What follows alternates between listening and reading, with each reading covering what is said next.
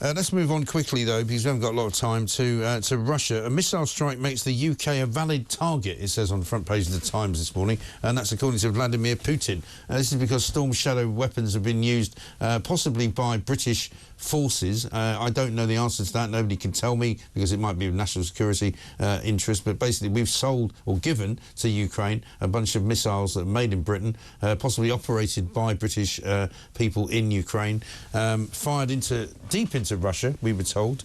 Is this a good idea? Very much so. Long overdue.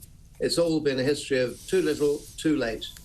A failure, collective failure of the West to respond to the aggression launched on the 22nd of February 2022 against a sovereign state, Ukraine, a state with which we, the United States and Russia, had signed an agreement in return for Ukraine giving up its entire arsenal of nuclear weapons.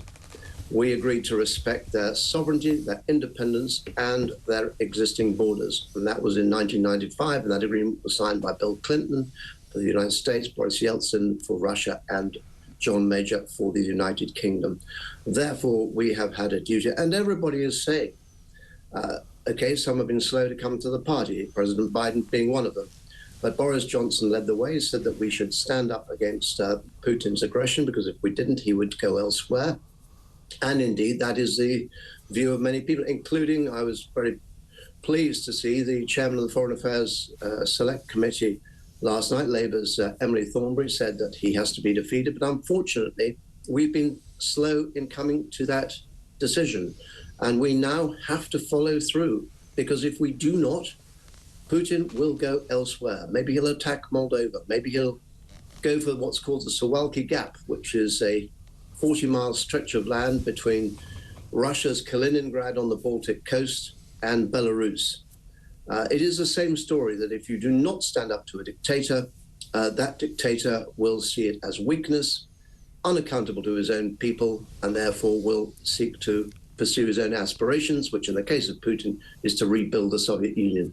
But we do cozy up to China, as Keir Starmer just did when he was in Rio de Janeiro, and previous Conservative Prime Ministers have done as well. So there's a bit of, sort of, shall we say, difference there, isn't there?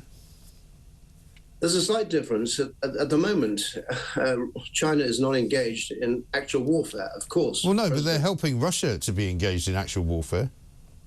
They are indeed. And of course, on the basis that President Putin says that our supply of Storm Shadow missiles and America's supply of ATACMS and HIMARS missiles means that we become legitimate targets. Well, on that basis, then Iran, North Korea, and the People's Republic of China become legitimate targets for us.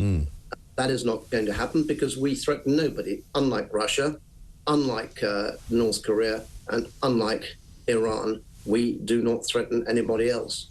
But we do have to stand firm, and I really do say to everybody out there, this is getting very, very serious indeed. Yeah. We've seen the West dribble out support in dribs and drabs. You know, there was a massive debate for months and months, should we give them tanks? Well, we saw those tanks lined up outside Kyiv, stuck in the mud.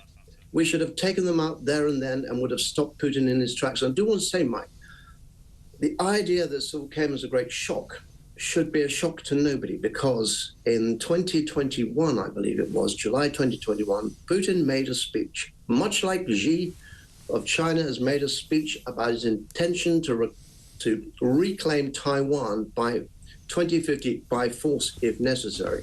In 2021, Putin made it perfectly clear his intention was to rebuild the Soviet Union. What our diplomats were doing, not waking up and alerting the politicians of the time to this threat.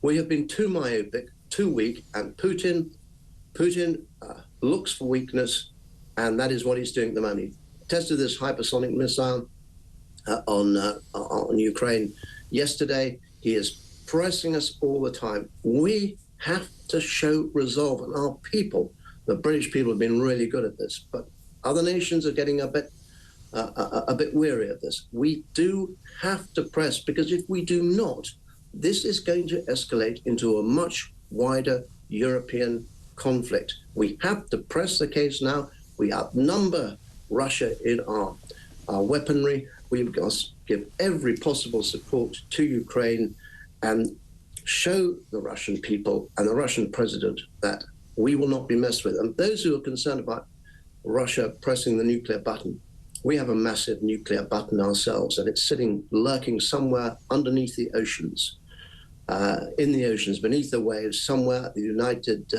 Kingdom's Royal Navy ballistic missile. Well, let's hope you're right, Gerald. The stakes are very high, as you say. Gerald Howarth, thank you very much indeed for